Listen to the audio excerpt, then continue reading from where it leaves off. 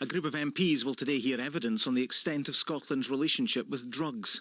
We already have the highest drug death rate per capita in Europe, and recent figures suggest deaths from cocaine have quadrupled in just 4 years. Well, today the Scottish Affairs Committee will hear evidence from Lord Advocate James Wolfe and also Joe Fitzpatrick, the Scottish Government Minister responsible for drugs. Attempts to install a so-called fix room in Glasgow, where users could inject in safety with clean needles, have been thwarted by the UK Government, which says there's no legal framework for such a place. Well, earlier we heard from Luke Cromier, who works in such a facility in Ottawa in Canada.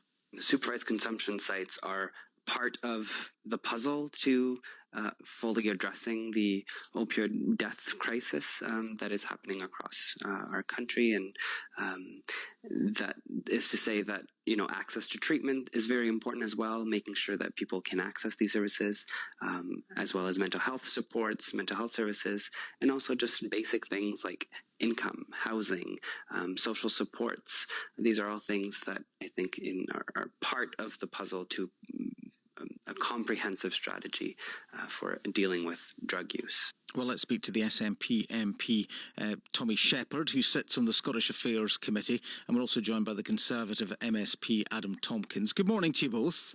Good morning. Adam Tompkins, the highest drug death rate per capita in Europe. It's time to do something radical, isn't it? Like drug consumption rooms or even decriminalisation, as some newspapers are calling for. It's certainly time, beyond time, actually, for us to change our drugs policy. But I'm not in favour of either decriminalisation or making it easier for people to shoot up in the streets of my city. Well, it's not on the streets, is it? I've done a lot of work on drug and alcohol addiction since I was elected 3 years ago. I visited a huge number of rehabilitation centres right across the city of Glasgow, and I visited the Drug Crisis Centre and needle exchanges, and I've tried to inform myself, a great deal about this. And one of the things that I heard that most resonated with me when I visited the Drug Crisis Centre in Glasgow a few weeks ago from addicts who are still using was, for God's sake, Adam, the one thing you do not want to do in the city is make it easier for us to take heroin. Overwhelmingly, and when you talk to addicts, when you talk to people in recovery, when you talk to people who run rehab centres, what you hear is a very strong and consistent message, which is we have got to invest in rehabilitation, and the mistake that we are making, and it is a mistake, and it's a mistake that's costing lives, is to keep people. The expression that this is not the word I would choose to use, but this is the expression that you hear time and again is what we are doing at the moment is parking people on methadone, keeping people on opiate substitutes rather than treating the root cause of the addiction. Drugs isn't the problem. Addiction isn't even the problem. What needs to be tackled is the reason that is the underlying cause that drives people to addiction in the first place. Well, let's unpick some of that through rehab.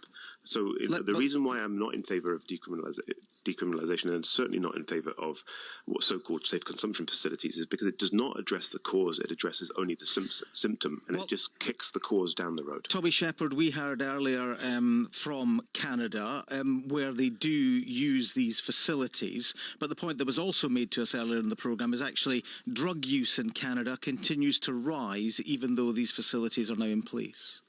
Well, that's true, but the rate of death is dropping and is considerably lower than what it is in Scotland. I mean, I think we have to accept the fact that we have a crisis in our country. We have, more than 1,000 people will die from fatal overdoses of illicit drugs.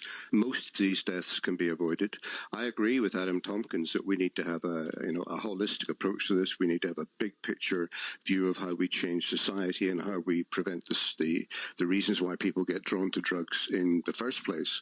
But there are a group of our fellow citizens for whom their drug use has gone way beyond any concept of recreational. They suffer a severe addiction and dependency, and that's compounded by many other physical and mental health problems as well. And for those people, supervised injection facilities don't encourage their use. They simply put that use into a context where something could be done to help them. And that is the experience that we saw when we visited Canada. It's the experience from elsewhere in the world. And there is no evidence whatsoever ensure that these types of facilities increase or encourage drug use in the communities where they exist. And how Quite do the you... contrary, they make it safer, and they also take the problem off the streets and stop it being a disturbance to local residents and put it into a health framework where people can be assisted, can be stopped from dying, and can then be referred to where they can get the help. And how do you deal with the legal implications of these drug consumption facilities? Because that's the reason the UK government has said in the past that calls for a trial in Glasgow would not go ahead. Do you favour decriminalisation? Well, the easiest, I think that's a separate debate about decriminalisation, and I think there are arguments for that as well, because one of the things that stops people coming forward is the fact that they are engaged in a criminal activity and there's a stigma associated to it, and they think they are going to get into serious trouble with the law if they try and come forward with a health problem. So I think we do need to address that. But actually, the safe injection facilities could be provided for with a fairly minor dispensation from the Home Office, a minor change to the law. A government expert told us last week in the committee that this could be done by means of a statutory instrument which could go through in a matter of days in the Parliament, and we could treat the proposal in Glasgow as a pilot to see if this does actually work, to see if it deals with the problem, stops people dying, and gets it off the streets. Well, Adam Tompkins, if it does save lives, the case, then we could roll it out elsewhere. if it does save lives, is it not worth trying? This is the argument for the methadone program, isn't it? That harm reduction, it saves lives, it keeps people alive. But when you go out into the community and you speak to people in recovery, you speak to addicts, you speak to the people who are actually, using drugs. What they tell you is that a system that was designed with the best intentions to keep people alive is now being misused. So that people are parked on methadone. I met one man who's now in recovery and doing very well, who was parked on methadone, which is a drug available to him on the NHS for 23 years. And for 23 years, he was told, and what he was told wasn't true, but what he understood, what he was told was that the only treatment available to him was another prescription for methadone. That this is why we have a drugs crisis in Scotland. Tommy Shepherd is absolutely right to describe it as a drugs crisis, and that those 1,000 deaths that we're talking about, methadone will be involved in a very high number of those deaths. Right? Methadone is not part of the solution for these people; it's part of the problem. Methadone is killing people. And parking people on methadone, keeping people on methadone for decades, for 23 years before he was introduced to rehab services, which he's now availing himself of, and he's now doing this particular constituent of mine is doing a good job. This is part of the problem; it's not part of the solution. Okay, so what we need to do is a radical reappraisal of the relationship that we have.